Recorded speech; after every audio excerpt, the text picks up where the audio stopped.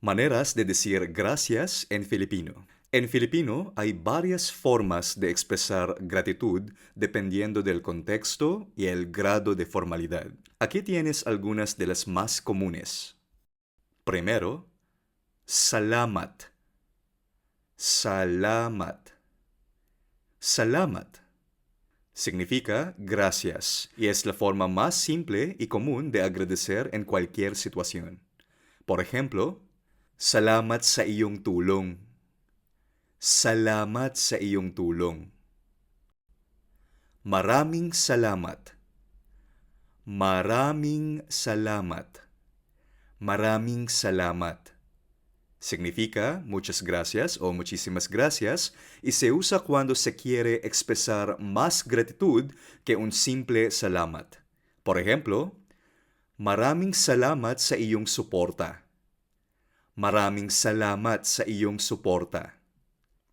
Maraming salamat sa iyong suporta.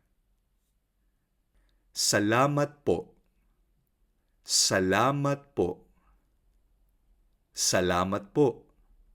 Significa gracias, señor, señora o a usted. Ya aprendimos que la palabra po se usa para mostrar respeto y cortesía, especialmente cuando se habla con personas mayores, figuras de autoridad o en situaciones formales.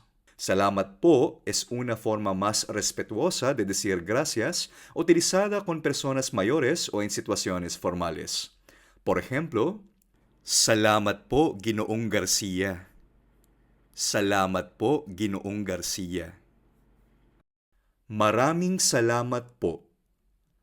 Maraming salamat po. Maraming salamat po. Significa muchísimas gracias, señor o señora o a usted. Es una versión más respetuosa y formal de maraming salamat. Por ejemplo, maraming salamat po sa lahat ng ginawa ninyo para sa akin.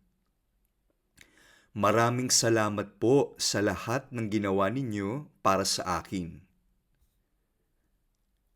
Salamat ng marami. Salamat ng marami. Salamat ng marami. Significa muchas gracias y es similar a maraming salamat pero suena más coloquial.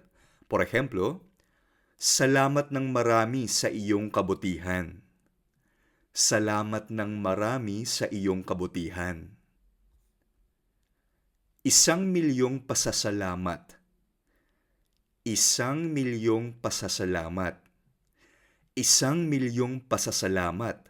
Significa 1,000,000 de gracias y se usa para enfatizar una gratitud inmensa.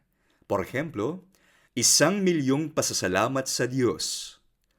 1,000,000 pasasalamat sa Diyos. Lubos na pasasalamat. Lubos na pasasalamat. Lubos na pasasalamat.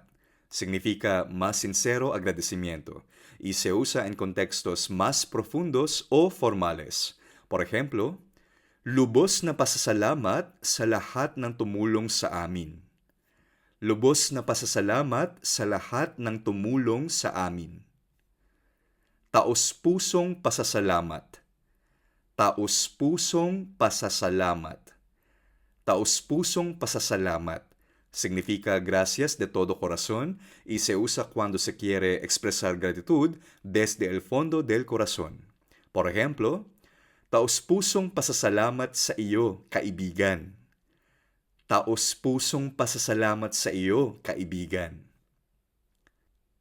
Thank you. Thank you. O thank you po. A veces los filipinos pronuncian esta frase con un acento filipino. Thank you. Thank you. O thank you po. Y es la traducción de gracias en inglés. Los filipinos a menudo dicen thank you o thank you en inglés en conversaciones cotidianas. Debido a la influencia del inglés en Filipinas, muchas personas lo usan de manera natural, ya sea solo o combinado con filipino. Por ejemplo, wow, regalo ko ba ito? Thank you. Wow, regalo ko ba ito? Thank you.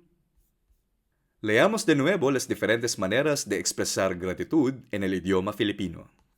Repite conmigo. Salamat. Maraming salamat. Salamat po. Maraming salamat po. Salamat ng marami. 1,000,000 pasasalamat. Lubos na pasasalamat. Taos-pusong pasasalamat.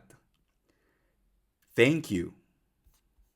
En la próxima lección vamos a aprender sobre las diferentes maneras de decir de nada o no hay de qué en filipino.